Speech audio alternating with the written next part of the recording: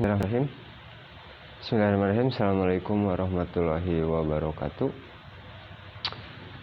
Siswa-siswi yang dimanapun kalian berada, semoga kita semua dalam keadaan sehat. Oke, kita lanjutkan materi yang kemarin. Sesudah kemarin itu pernikahan yang tidak sah ya, jika dipaksakan, ada beberapa pernikahan. Nah, kita lanjutkan materinya, yaitu tentang hak dan kewajiban suami istri. Nah, sebelum kita bahas, mungkin kita mengetahui bahwa biasanya kalau misalkan kita lihat rumah tangga itu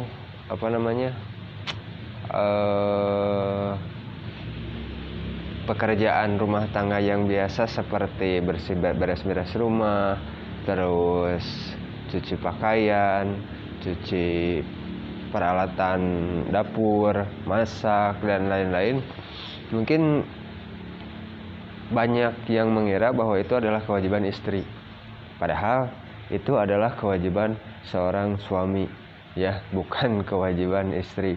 Jadi untuk istri yang suka beres-beres rumah, masak, nyuci, dan lain-lain, itu adalah suatu keuntungan bagi suaminya. Nah, kita langsung masuk materi. Dengan berlangsungnya akad pernikahan, maka memberi konsekuensi adanya hak dan kewajiban suami istri yang mencakup 3 hal, yaitu kewajiban bersama, terus kewajiban suami terhadap istri, dan kewajiban istri terhadap suami. Jadi ketika kemarin, khususnya untuk yang di PGRI, Bapak tanya, seberapa ingin kalian menikah sekarang? Mungkin yang paham ada yang menjawab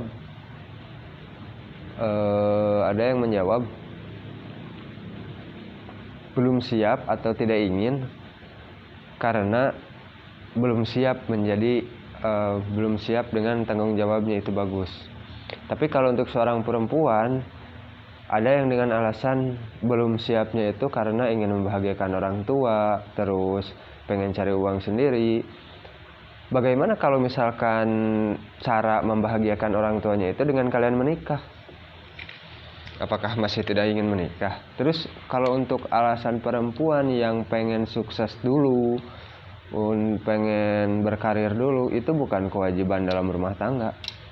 Ya, dalam artian walaupun kalian menganggur pun untuk perempuan itu tidak jadi masalah, karena yang mencari nafkah, yang diwajibkan mencari nafkah nanti adalah seorang suami ya, bukan seorang istri.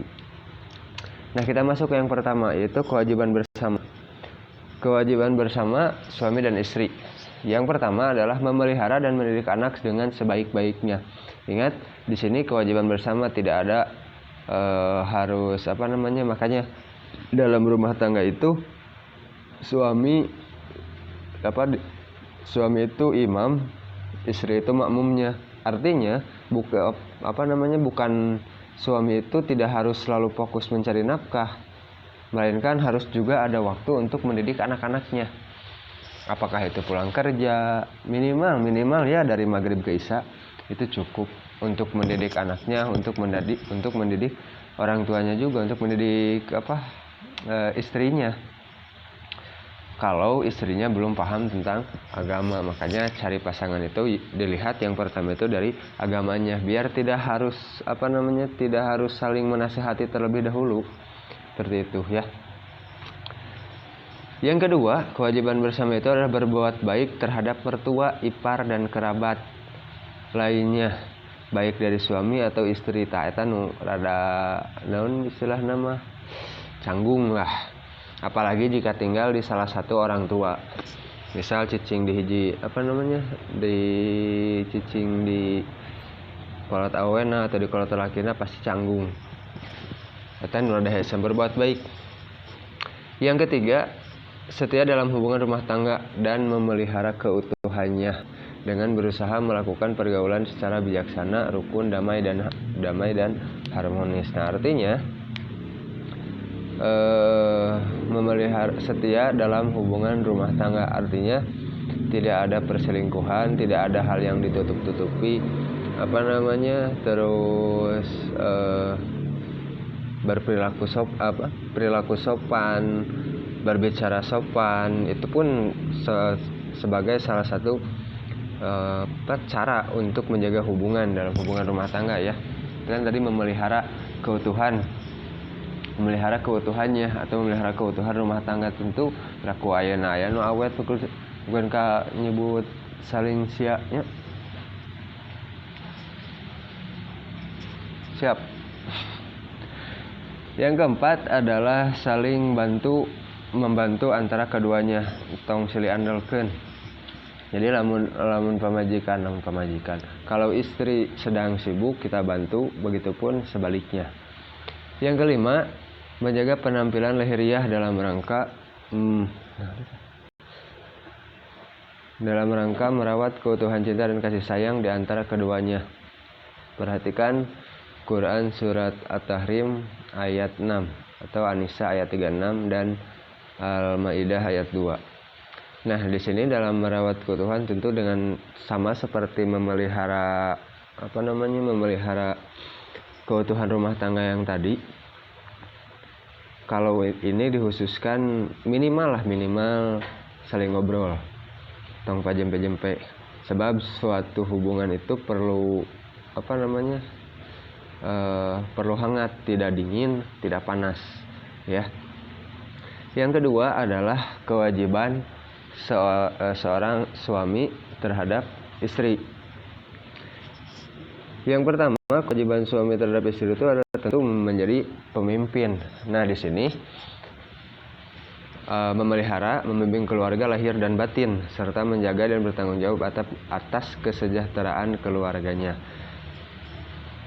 Nah, di sini dalam menjadi pemimpin, yang pertama perlu ditekankan laki-lakinya harus menjadi pemimpin dan istrinya, perempuannya harus mau dipimpin. Jangan sampai suaminya memimpin, istrinya tidak mau dipimpin. Nah, jangan sampai seperti itu. Makanya kemarin Bapak tanya, ada juga yang menjawab pengen fokus dulu sekolah. Nah, ketika seorang perempuan sekolahnya terlalu tinggi, bukan berarti kalian jangan sekolah tinggi-tinggi, bukan seperti itu. Cuma biasanya ketika derajat sekolahnya tinggi seorang perempuan, dia itu cenderung tidak mau dipimpin oleh laki-laki, oleh suaminya. Apalagi yang suaminya itu katakan sekolahnya itu di bawahnya. Nah, jangan sampai seperti itu. Makanya untuk sekolahnya nepi ke SMK mah cukup. Awe mah, karena yang pertama tidak diwajibkan bekerja, tidak diwajibkan mencari nafkah. Pak pengen membahagiakan orang tua, tanya. Jangan sampai ingin membahagiakan orang tua itu karena kemauan kita, ya kan? Orang tua hayangna urang kawin, urang karun digawe, kan geus beda. Ngajarkeun teh bisa mere duit, padahal kolot mah teu butuh ku duit manehna. Ningali manehna bunga, ningali manehna cek bari masalah nepi ka menikah, itu sudah membuat orang tua bahagia, ya. Itu kewajiban suami yang pertama.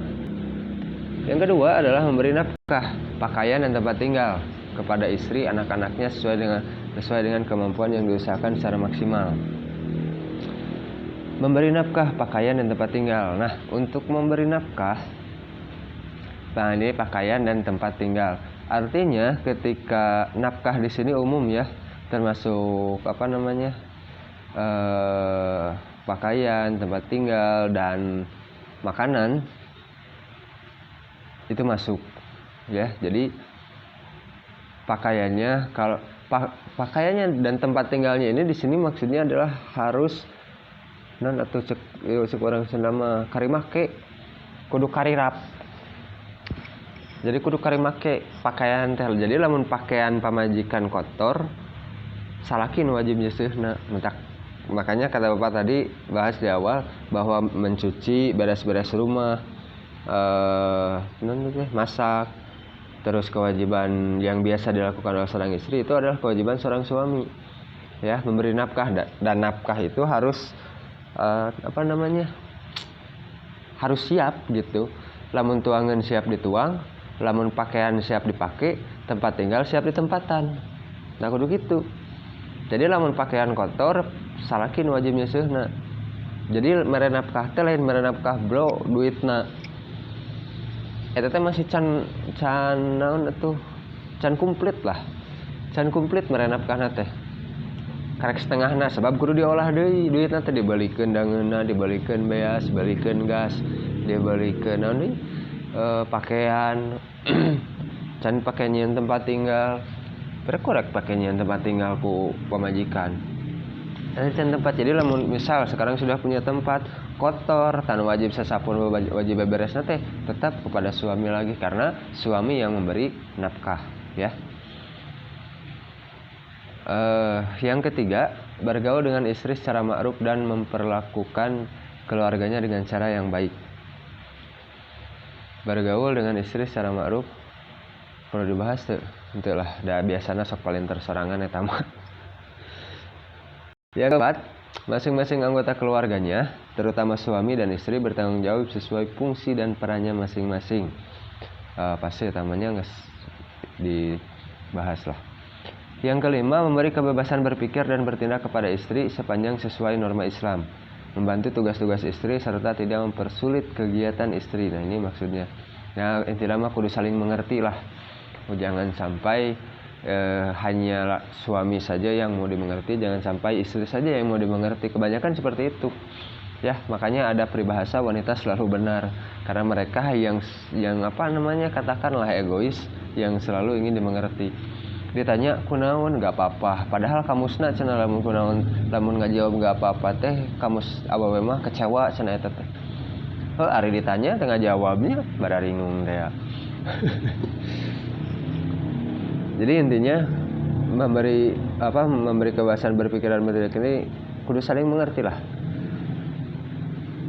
Istri juga istri jangan terlalu dikekang ya, ulah anu selama itu tidak berlawanan dengan syariat Islam kan bae antepkeun gitu. Maksudna mah. Nah sekarang kewajiban istri terhadap suami. Taat kepada perintah suami tahiyeun wadah berat. Istri yang setia kepada suaminya berarti telah mengimbangi kewajiban suaminya kepadanya. Ketaatan istri kepada suami hanya dalam hal kebaikan. Jika suami meminta istri untuk melakukan sesuatu yang bertentangan dengan syariat Islam, maka istri harus menolaknya. Tidak ada ketaatan kepada manusia dalam kemaksiatan kepada Allah. Contoh, cek salah kita neng asa gelis keneh tadi tiung lah tiung teh tolong diturutan.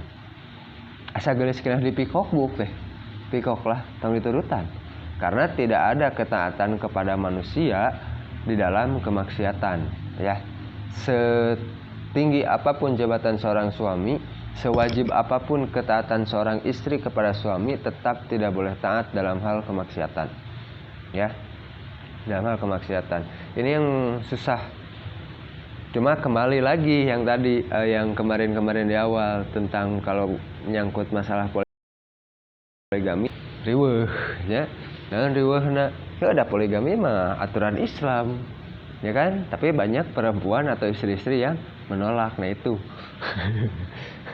karena tidak paham ya. Lamun dititah ulin jungulin meakeun duit kakare sumanget, dititah tiktokan seru banget nya nepikan ka kamari nusa kontak jeung bapa mah meureun ningali ku bapa DSW-keunan azab tiktokernya khusus Indosiar. Salah. Yang kedua, kewajiban seorang istri kepada suami itu selalu menjaga diri dan kehormatan keluarga. Menjaga kehormatan diri dan rumah tangga adalah bila mana suami tidak ada di rumah, istri wajib menjaga harta dan kehormatan suami. Karenanya istri tidak boleh keluar rumah tanpa seizin suami. Tinggal di ayeuna nya ari fisikna mah caricing di imah, tapi arwahna gentayangan di sosial media nya kitu wae nejara rogen ya kan. Jadi ini kan menjaga kehormatan diri ya kan, menjaga kehormatan diri terutama untuk para tiktoker. Waduh nya lamun jang soranganeun mah teh jadi masalah. Jang soranganeun mah gitu, jang soranganeun seseru-seruan ulah asal syaratna jeung soranganeun gitu. Ulah aya nu apal, ulah diupdate, ulah diupload. Teu jadi masalah rek tiktoker berat oge rek isuk-isuk ti indit salaki nepi ka balik salaki ayeuna tiktoker teterusan oge. Teu jadi masalah nganjang soranganeun gitu. Da urang apaleun kan. Kalau misalkan diupload di sosial media, nah itu lain lagi ceritanya. Ya, itu salah satu contoh dalam menjaga kehormatan diri dan rumah tangga. Kehormatan rumah tangga yang seperti apa? Lamun aya masalah tong sagala diupload. Tujuan SW. Gitu. Lamun aya masalah keluarga, tong sagala diupload. Biasana kenapa ini ada dalam kewajiban istri bukan kewajiban suami? Menjaga kehormatan rumah tangga. Salaki mah biasana bodo amat gitu. Seorang laki-laki itu biasanya bodo amat, teman keraya masalah justru lalaki mah cenderung tidak mau menceritakan masalahnya. Lalaki mah, tapi lamun awewe ada jeung jenisna dan embung nyaritakeun. Jadi dibalikna teh lamun lalaki mah keur aya masalah teh embung nyaritakeun masalahna ka batur hayang dibadamikeun. Tapi lamun awewe biasana embung ngomong ka jenisna lamun aya masalah suami istri. Tah si istri teh biasana embung ngobrol jeung suamina teh embung arek diselesaikan teh hese tapi dina SW babarawakan gitu hareamna teh. Biasanya seperti itu, makanya menjaga kehormatan rumah tangga itu bila mana punya masalah ini baik laki apabila ada suami yang seperti itu tetap tidak boleh ya. Tetap tidak boleh. Kehormatan rumah tangga ngagoreng aib salaki. Wah, salaki urang mah anu dia di SW-keun. Wah, tuh loba nu ngomen. Loba nu apaleun. Kan itu tidak karena ketika kalian sudah ijab qabul itu berarti aib suami pun aib istri pun aib suami. Nah, itu yang harus kalian tahu, yang harus kalian pahami dan yang harus kalian miliki. Sebab tidak sedikit seorang istri sekarang naon ngaranna teh menjelek-jelekan suaminya. Wah, tuh ari anyar kawin mah. Oh, karek kawin 5 poe, karek kawin saminggu cek parebasana kau adalah suami terbaikku. Can ngasaan beak gas beas jeung non beak gas jeung beas babarengan. Ya, wah riweuh. Yang ketiga itu dalam menjaga diri dan kehormatan keluarga. Yang ketiga, bersyukur atas nafkah yang diterima dan menggunakannya dengan sebaik-baiknya. Nah, bersyukur atas nafkah yang diterima teu loba pamenta. Ya, teu loba pamenta. Matre lamun jadi cewek matre teh kudu henteu. Harus tapi yang masuk akal. Ya, cewek matre itu harus tapi yang masuk akal. Contohnya dalam memberi nafkah. Nu penting mah aya cek ieu nama non kata-kata sakti nama saeutik kudu mahi loba kudu nyesa tah eta. Itu namanya bersyukur atas nafkah yang diterima dan menggunakannya dengan sebaik-baiknya. Tapi tetap harus ada nafkah yang diberikan dari suami. Da ayeuna dahar beteung lapar mah moal cukup ku pamajikan geulis, moal cukup ku salaki kasep. Moal cukup entak bapak teu kasep nya. Teu kasep bapak mah ngan pahyu punten. Jadi harus bekerja. Jadi karena tadi kewajiban suami itu adalah memberi nafkah, nah kewajiban istrinya adalah bersyukur atas nafkah yang diterimanya. Rek sabaraha we mentak bapak kamari. Dan Bapak kemarin bercerita ketika awal menikah gaji bapak itu hanya 600.000 per bulan. Alhamdulillah diterima. Eta teh bapak ngomong sama meh kawin. Daek teh diresikoan 600.000 sabulan. Daek der jadi kawin. Seperti itu. Ya. Bersyukur atas nafkah yang terima. Teu loba pamenta. Ya. Yang keempatnya membantu suami dan mengatur rumah tangga sebaik mungkin. Nah, di sini mungkin dalam membantu suami dan mengatur rumah tangga sebaik mungkin, contohnya tadi membantu kewajiban suami seperti beres-beres rumah, mencuci piring, cuci baju, terus masak dan lain-lain dengan sebaik mungkin. Itu adalah membantu ya, membantu meskipun sebenarnya ini bukan kewajiban, karena itu awewe biasanya lebih rikat kan gitu mah, termasuk kan beberes iya kudu di dieu iya kudu di ditu. Nah kan itu kewajiban seorang istri terhadap suaminya. Jadi itu untuk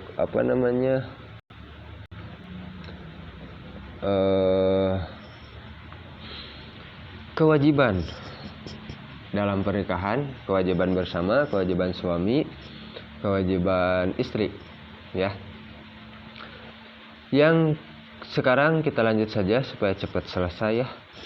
Hikmah pernikahan. Yang pertama, terciptanya hubungan antara laki-laki dan perempuan yang bukan mahram dalam ikatan suci yang halal dan diridhoi Allah Subhanahu wa taala. Ini hikmah nu tadina jadi akad teh ngarubah ayeuna tinu tadina haram jadi halal gitu.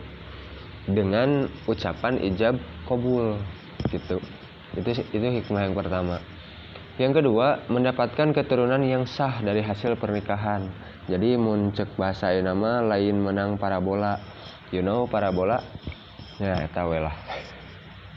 Yang kedua, terpeliharanya kehormatan suami istri dari perbuatan zina. Taeta nu pambangna mentak menikahkan anak perempuan itu menjadi suatu yang harus disegerakan oleh seorang orang tua bila pasangannya sudah ada. Besi zina komo loba minang di apelan wah ribu. Nah, yang keempatnya, terjalinnya kerjasama antara suami dan istri dalam mendidik anak dan menjaga kehidupannya. Nah, ini hikmahna teh. Justru cara nate dengan melaksanakan kewajiban-kewajiban yang tadi. Yang kelimanya, terjalin silaturahim antar keluarga besar pihak suami dan pihak istri, itu nambahan baraya, ya kan? Itu hikmahnya. Masih ada? Oh, tidak ada. Nah, itu adalah hikmah dari pernikahan, ya, hikmah dari pernikahan. Untuk kemarin ada yang bertanya satu orang, karena yang menjadi wali itu adalah yang berhak menjadi wali pertama itu adalah ayahnya untuk perempuan. Bagaimana kalau seorang anak perempuan membenci ayahnya, sedangkan syarat menjadi wali itu bukan orang yang tidak dikehendaki, atau artinya harus orang yang kita mau, temenang dipaksa. Nah, jawaban Bapak terkait itu, tidak ada hak seorang anak membenci orang tuanya. Ya. Tidak ada hak seorang anak membenci orang tuanya. Apapun itu alasannya, karena seorang anak tidak akan ada tanpa jasa orang tua. Ya, itu saja. Terus untuk tugas yang di SMK Alur, kemarin Bapak belum lihat karena ini hari Kamis, baru beberapa hari kemarin. Cuma banyak yang tidak mengerti tentang tugas portofolio yang kemarin. Yang namanya tugas portofolio itu tidak harus menggunakan kertas folio. Ya. Bapak sarankan bikin makalah seperti ini. Nah, jilidnya seperti ini. Di sini jadi jilidnya ini jilid kertas ya, bukan plastik. Jadi kertas. Nah, di sini kita buka, ada kata pengantar yang pertama. Kita pengantar. Di sini dijilid langsung ditulis portofolio pendidikan agama Islam PABP, tata cara pengurusan jenazah. Ya, tata cara pengurusan jenazah itu judul. Ke bawahnya seperti biasa, portofolio ini diajukan untuk memenuhi salah satu syarat untuk menggantikan ujian praktek tahun ajaran 2019-2020 atau sekarang berarti 2020-2021 ya. Di sini ini diganti ya. Portofolio ini diajukan untuk memenuhi salah satu syarat kelulusan. Ya. Untuk memenuhi salah satu syarat kelulusan. Terus ada logo sekolah. Di bawah logo terus ada identitas penulis disusun oleh nama kelas, terus sekolah, biasa dengan identitas sekolah ke bawahnya ya, alamat dan lain-lain. Ini dijilid. Di lembar pertama ada kata pengantar. Ya, ada kata pengantar. Kalian bahas kata pengantarnya apa, terus ada tanda tangan yang pembuat makalah.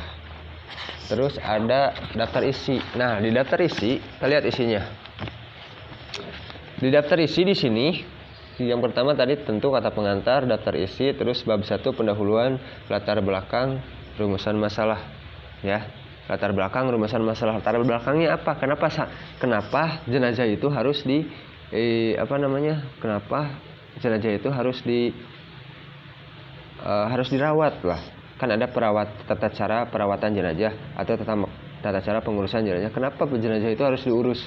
Kenapa jenazah itu harus dirawat? Nah, di sini dituangkan itu di dalam latar belakang.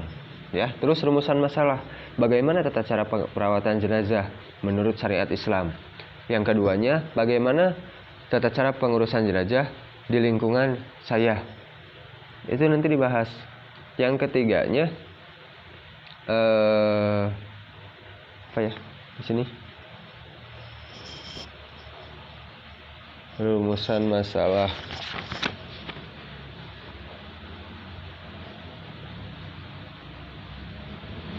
Oh ya, tambahan yang ketiganya, bagaimana pengurusan jenazah menurut protokol kesehatan, ya, protokol kesehatan COVID-19.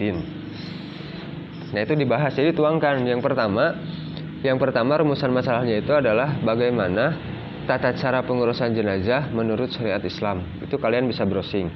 Yang kedua, bagaimana tata cara pengurusan jenazah di lingkungan kalian, ya, atau ditulisnya di lingkungan saya. Nah, artinya kalian tanya dari mulai ketika ada yang meninggal, kudu dikumahakeun ieu. Tutup, pejamkan dulu matanya, terus apalagi pejamkan dulu matanya, ditutup, dibersihin, dilepas semua pakaiannya, ditutup dengan kain sebelum dimandikan. Ada juga yang mengaji dan lain-lain sampai kewajiban yang memandikan, mengkafani, mensolatkan dan menguburkan. Terus juga sesudah menguburkan biasanya beda-beda adat. Ya, beda-beda adat dalam tata cara pengurusan jenazah. Ada yang memakai tahlil, ada tidak, ada yang beda-beda lah. Jadi tergantung dari kampung kalian masing-masing, ya, kampung kalian masing-masing. Terus bagaimana tata cara pengurusan jenazah menurut protokol kesehatan? Seperti kan pro kontra antara ada yang boleh dan ada yang tidak. Jadi kalian browsing atau lihat di YouTube atau di mana saja, kalian jelaskan bagaimana, sama tidak, bandingkan dengan menurut aturan Islam, ya. Yang bab 3-nya penutup, tentu kesimpulan dan saran. Biasanya bab 3 kesimpulan dan saran. Terus keempat itu daftar pustaka. Terus ada kalian dapatnya dari mana, ditulis di dalam daftar pustaka, ya. Kalau browsing, linknya dicantumkan, jangan lupa. Terus sertakan juga nama nama ustadz atau ustazah di kampung kalian yang kalian mintai keterangannya, ya, mintai keterangannya. Nah, jadi untuk tugas yang di SMK Alur, tugas portofolio itu tidak harus menggunakan kertas folio. Bapak inginkan tugasnya makalah, ya, makalah. Untuk TKJ warnanya kuning, terus TAP merah, TKR biru. Jadi beda warna. Untuk jilidnya jerona masarua. Kalau misalkan tidak dimengerti masalah tugas, kalian bisa japri, tanyakan langsung, ya. Jadi Sabtu depan itu sudah dikumpulkan, ya. Lebih cepat lebih baik. Nah, untuk yang di PGRI, tugasnya itu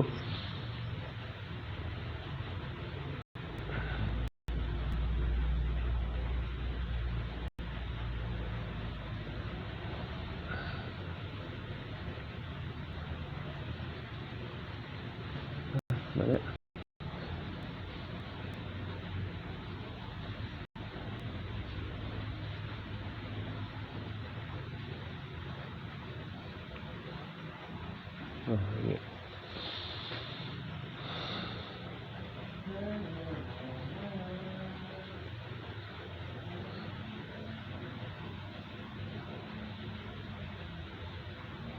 Oke. Untuk yang di PGRI seperti biasa Bapak hanya akan bertanya satu pertanyaan.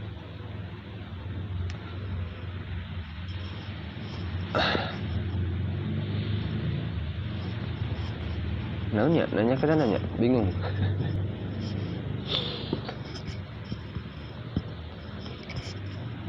Oh iya, untuk laki-laki, kita belum bahas tentang mas kawin ya. Untuk laki-laki, jika kalian menikah, kalian ingin memberikan mas kawin apa? Terus untuk perempuan, jika kalian menikah, kalian ingin diberikan mas kawin apa? Ya, itu untuk yang di PGRI. Mungkin itu saja yang bisa saya sampaikan. Jika ada yang mau ditanyakan, silahkan japri di WA atau di komen, boleh. Termasuk tentang materi, tentang tugas, silahkan dijapri saja ya. Itu saja mungkin bisa Bapak sampaikan. Wabillahi taufiq wal hidayah. Assalamualaikum warahmatullahi wabarakatuh.